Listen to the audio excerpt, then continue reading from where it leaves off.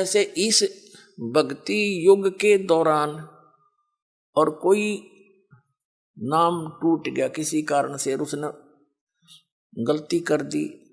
देखो दो प्रकार से विमुख होते हैं, एक तो गुरुद्रोही बन जाता है, उसको तो भगवान संभालता नहीं, उसको तो कई हजार युगों तक मनुष्य जीवन नहीं मिलेगा फिर।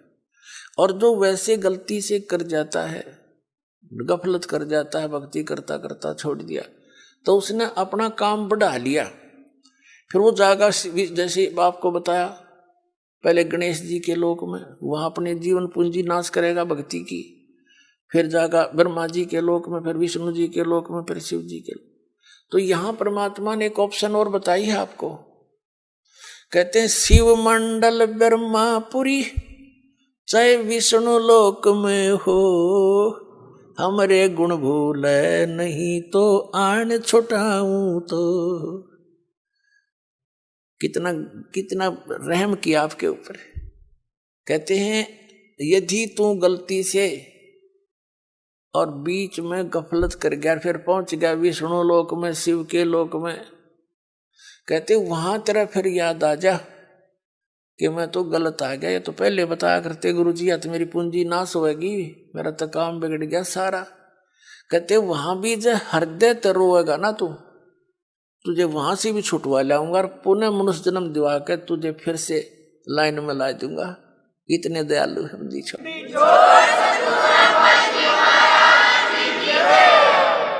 शिव मंडल ब्रह्मापुरी चाहे विष्णु लोक में हो, और हमरे गुण भूले नहीं। ये गुण है भगवान के, ऐसा दयालु है, ये कर्म करने चाहिए, इनकी पूंजी हमने यहाँ नहीं प्रयोग करनी है, ये तो हमारे साथ धोखा हो रहा है। कहते ये गुण तरह याद रह गए वहां भी। शिव मंडल ब्रह्मापुरी चाहे विष्णु लोक में हो, हमरे गुण भूले नहीं तो आन छुटाऊं तो।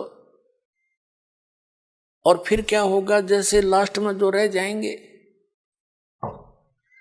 लास्ट के क्या होगा, लास्ट जो भक्ति इस कलयुग में हजारों वर्ष तक ये अब चलेगा, दाता की दया होगी, क्योंकि प्रॉमिस है परमात्मा का कि इस पिछली पीढ़ी में जहाज भर भर ले जाऊंगा सतलोक में अपने बच्चा की, और वहां ठाठ कर देंगे।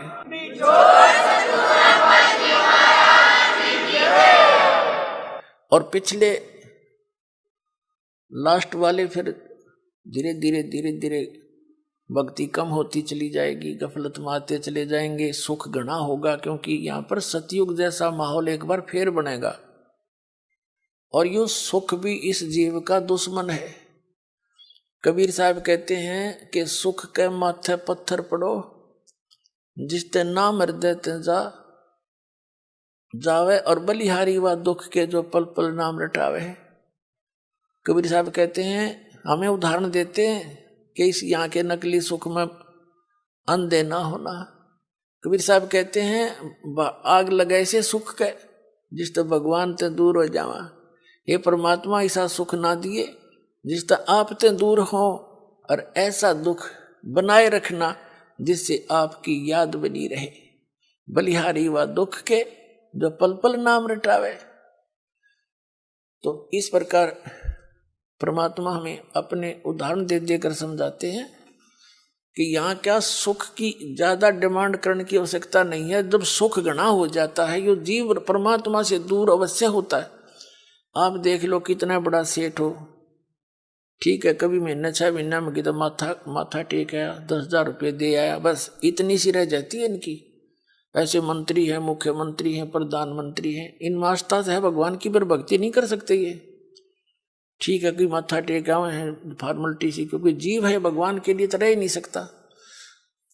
तो वो भगवान अगर इस मार्ग पर उनको लगाना चाहो, आज नेड़े भी ना हो, उन्हें तो बकवाद चाहिए, अच्छी बढ़िया बढ़िया कोठी, लंबी कार, सामने घूटी छुट्टी, कल्बा में बकवाद करनी, तो ये छोड़नी पड़े, तो वो छोड़ नहीं सकेंगे। वो जब छोड़ देंगे जब गधे बन लेंगे फिर को मार छुटवा होगा उनकी सारी।